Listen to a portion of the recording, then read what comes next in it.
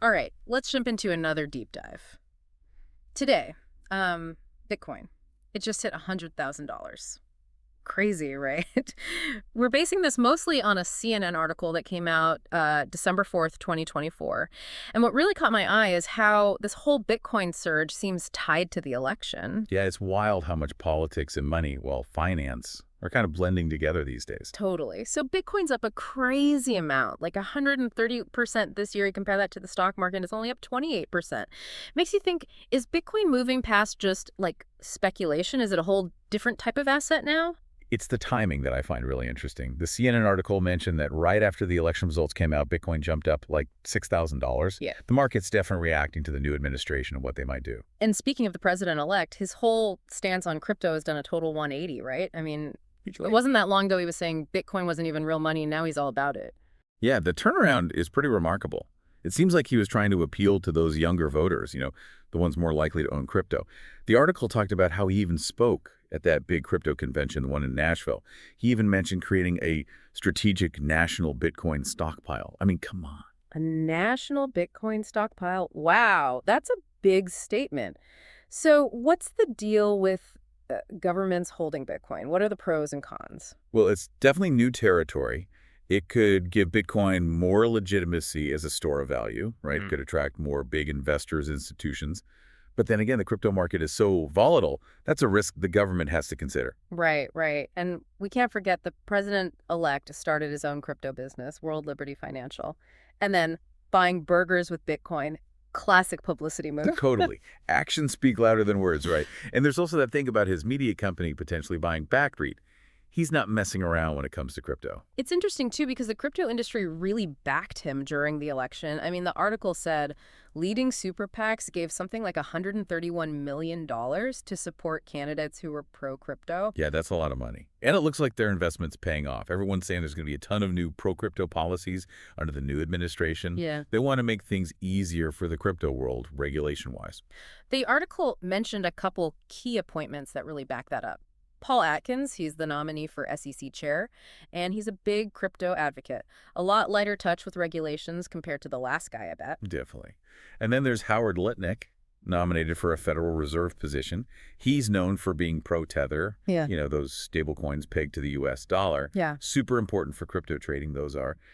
His appointment could mean more acceptance of these alternative financial things within the regular financial system. And get this, they're even talking about a dedicated White House position just for crypto policy. That would be huge for making crypto mainstream official. It definitely shows crypto is not just a fringe thing anymore. It's got real power now, influencing policy, shaping the whole future of finance, really. Mm. But not everyone's so excited about this whole crypto revolution, right? The article also mentions some more cautious views from the financial regulators we have now. Yeah, you're talking about Jerome Powell, the Fed chair. He's taking a much slower, more careful approach. He called Bitcoin a speculative asset, kind of like gold, he said. A lot of people share Powell's skepticism. I mean, is Bitcoin really a good alternative to regular currencies?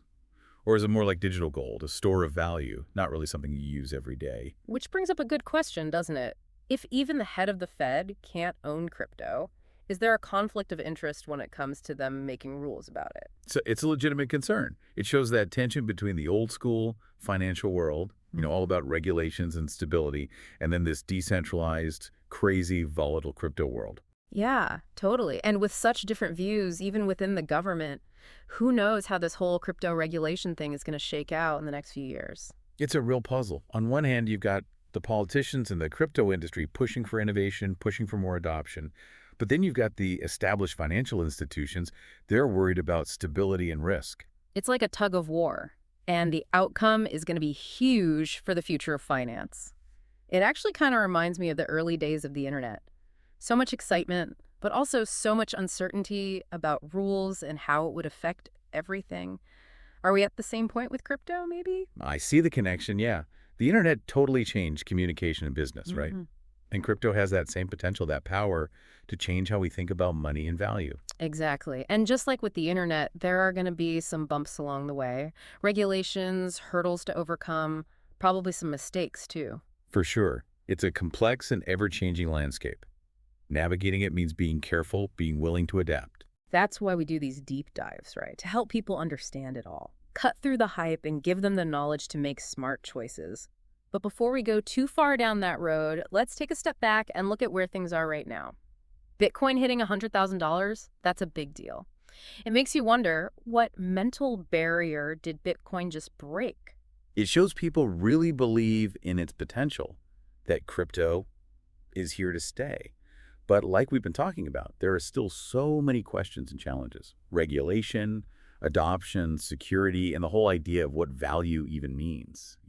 Those are the big questions, the ones that will shape the future of crypto, maybe even the future of finance as we know it. And its future full of potential, but also full of unknowns. Definitely an exciting ride, that's for sure. Stick with us for part 2, where we'll really get into the nitty-gritty of this whole crypto world. It's crazy, right? Bitcoin went from being like fake internet money to maybe being part of a national strategy. It's a huge change. Yeah, it is. That story in the CNN article about the president-elect buying burgers with Bitcoin, it kind of sums it all up, doesn't it? A publicity stunt, sure, but it shows how normal crypto is becoming. History in the making, is what he said. But it's not just for show, right? The article mentioned those super PACs, the ones giving millions to pro-crypto campaigns.